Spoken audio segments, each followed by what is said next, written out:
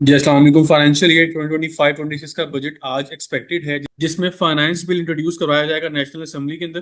Finance bill 2026 present किया जाएगा। इसमें रेवेन्यू मेजर्स इंट्रोड्यूस करवाए जाएंगे और कुछ टैक्सेस ऐसे हैं जिसके अंदर रिलीफ दिया जा रहा है। जो नए टैक्सेस हैं उसमें तकरीबन 200 बिलियन तक के न्यू टैक्सेस इंट्रोड्यूस करवाए जा रहे हैं, जिनमें सबसे ज्यादा जो इम्पैक्ट आ रहा है वो ये 5 कैटेगरीज मैंने लिस्ट डाउन की, इनके ऊपर इम्पैक्ट आ रहा है। इसके ऊपर हम डिस्कशन करेंगे। सोलर पैनल के ऊपर सबसे पहले डिस्कशन ये है कि इसमें 18% का जीएसटी गवर्नमेंट ऐड करने का प्लान कर रही है।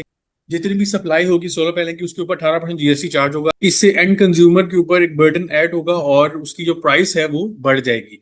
सेकंड पॉइंट में इंपोर्टेड रॉ मटेरियल, एक ऐसा मैन्युफैक्चरर जो पाकिस्तान में काम कर रहा है और उसने फैक्ट्री लगाई हुई है, फैक्ट्री में वो चीजें प्रोसेस करता है जिसमें लोकल रॉ मटेरियल भी इस्तेमाल होता है और कुछ इंपोर्टेड रॉ मटेरियल इस्तेमाल होता है, और वो इन चीजों को प्रोसेस करता है, एक फिनिश गुड की फॉर्म में कन्वर्ट करता है और उसको एक्सपोर्ट कर देता है। अब इस केस में करंटली जो लॉ एप्लीकेबल है, लोकल सप्लाई के अंदर जो वो चीजें परचेज करता है लोकल मार्केट से, उस पर वो 18% का जीएसटी पे कर रहा होता है, जिसका वो इनपुट टैक्स क्लेम करता है। जो इंपोर्टेड रॉ मटेरियल है उसके ऊपर 0% जीएसटी है, उसमें कोई उसको जीएसटी पे नहीं करना पड़ता, क्योंकि उसको एक कंसेशन दी गई है कि वो एक्सपोर्ट पाकिस्तान में इंट्रोड्यूस कर रहा है, एक्सपोर्ट प्रोसेस पाकिस्तान में लेके आ रहा है, इसलिए उसको बेनिफिट अवेलेबल था। लेकिन गवर्नमेंट इस 0% टैक्स को भी खत्म करने जा रही है, इसको भी 18% जीएसटी की नेट में लेके आएगी, और ताकि स्टैंडर्ड रेट अप्लाई किया जाए। अब लोकल प्लस इंपोर्टेड मटेरियल दोनों के ऊपर जो फिनिश गुड में यूज इस्तेमाल होता है उसके ऊपर 18% जीएसटी ऐड हो जाएगा, और एक्सपोर्ट में वो मटेरियल इस्तेमाल हो रहा है चाहे वो लोकल सप्लाई किया जा रहा है,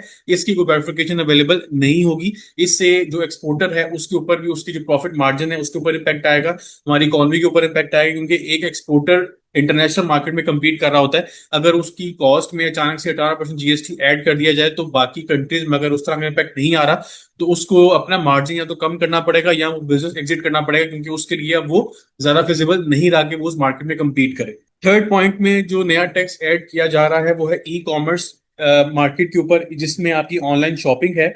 सबसे बड़ा प्लेटफॉर्म पाकिस्तान में दराज का है, उसके बाद आपके पास अगली ऑप्शन पाक व्हील की आ जाती है, और इसके अलावा और मल्टीपल ऑप्शन जैसे ओएलएक्स है, इसके ऊपर भी आपको जीएसटी अब पे करना पड़ेगा 18% का।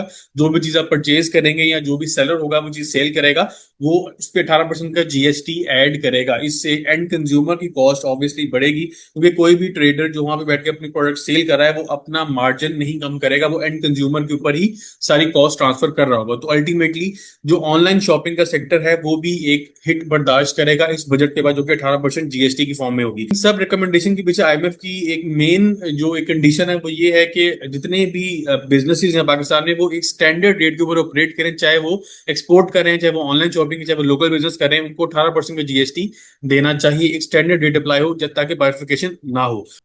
इसके बाद फोर्थ पॉइंट में सिक्स स्केड्यूल के ऊपर डिस्कशन हम करते हैं कि six schedule sales tax act का वो स्केड्यूल है जिसके अंदर एग्जाम्प्ट आइटम्स के बारे में बताया गया है कि कौन सी आइटम्स आपकी सेल्स टैक्स से एग्जाम्प्ट हैं।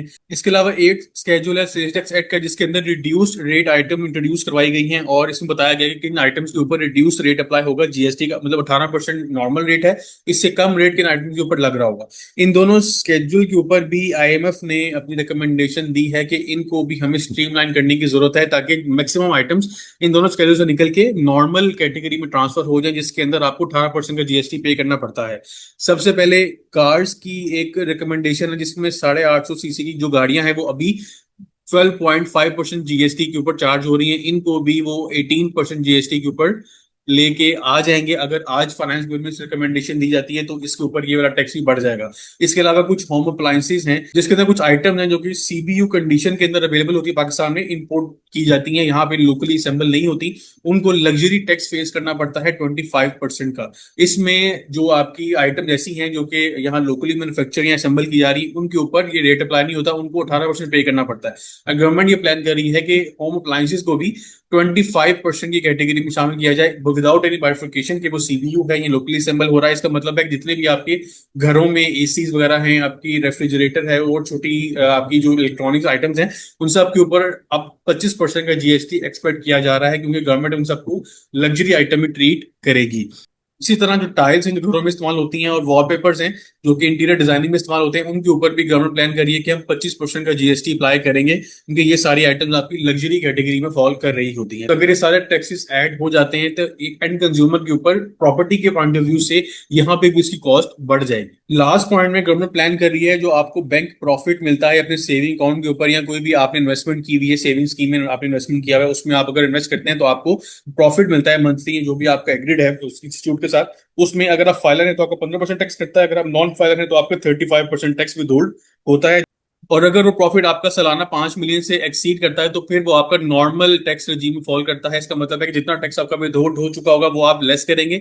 बाकी जो आपकी इनकम जिस रेट पे टोटल इनकम टैक्स हो रही है, जैसे आपका अगर स्लैब रेट है तो उस पर अगर आपको 35% का टैक्स लग रहा है तो आप अपनी टोटल इनकम के ऊपर जैसे आपका 15% विदहोल्ड हो गया, बाकी 20% आप रिटर्न के साथ जमा करवा रहे होंगे। तो ये होता है नॉर्मल टैक्स रजीम में आपकी इनकम जब टैक्स हो। अब इन टैक्सेस के अंदर गवर्नमेंट प्लान कर रही है 2% का इंक्रीज फाइलर के लिए भी और नॉन फाइलर के लिए, मतलब ये 17% पे चला जाएगा और ये 37% के ऊपर चला जाएगा बैंक प्रॉफिट। इससे बैंक के डिपॉजिट्स मजीद कम होने का एक्सपेक्टेशन है। लोग बैंक से पैसा निकाल के किसी डिफरेंट एसेट्स में इन्वेस्ट करेंगे जहां पे उनको प्रॉफिट बेहतर मिले और टैक्स भी कम हो, क्योंकि बैंक के प्रॉफिट्स भी रिसेंटली अगर आप देखें पिछले साल से कंपेयर करें तो वो डाउन हुए हुए। लास्ट ईयर तकरीबन 19% तक का बैंक प्रॉफिट आपको पे कर रहे थे, अभी ये एवरेज 10% के ऊपर पे आउट रेट है इसका। तो एक्सपेक्ट ये किया जा रहा है कि जो भी लाइव प्रेजेंट किया जाएगा उनमें इन 5 एरियाज के ऊपर टैक्स लगाने से एंड कंज्यूमर के ऊपर काफी इंपैक्ट आएगा। नेशनल असेंबली में आज इस बिल को प्रेजेंट किया जाएगा, इंशाल्लाह उसके ऊपर फर्दर डिस्कशन करेंगे। तब तक के लिए अपने ध्यान रखिएगा। मैंने अपने व्हाट्सएप पे चैनल बनाया है सीए पैकेज शेख के नाम से। इसमें जितनी भी रीसेंट अपडेट्स हैं वो आपको एक्सक्लूसिवली यहाँ पे अवेलेबल होंगी, रियल टाइम पे आपसे शेयर की जाएंगी। उसके बाद वीडियो में जो भी मैं डिस्कशन करता हूँ उसको मैं पहले ही ग्रुप में बता दूंगा इंशाल्लाह कि जो आज हम डिस्कशन करेंगे वो किस टॉपिक के ऊपर होगी। उसके अलावा जो भी नई अपडेट्स आएंगी वो इस चैनल के ऊपर आपको उसके लिंक्स या डॉक्यूमेंट्स आपको अवेलेबल होंगे। तो आपसे रिक्वेस्ट है, मैंने लिंक इस चैनल का डिस्क्रिप्शन में ऐड कर दिया, आप उसको जाकर फॉलो करें ताकि आप रिसेंट अपडेट्स के साथ इन टाइम अपडेटेड रहें।